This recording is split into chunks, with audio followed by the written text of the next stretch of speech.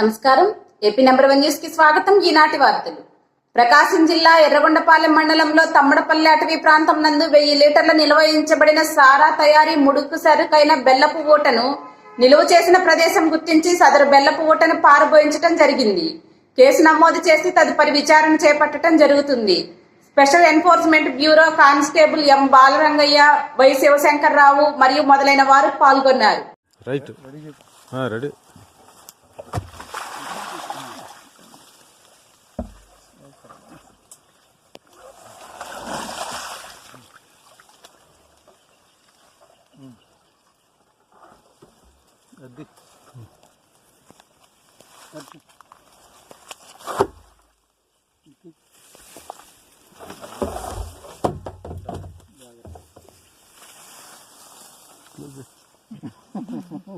అది తెలియదు లక్షలు సంపాదించుకుంటారండి, మనమే అడుగులో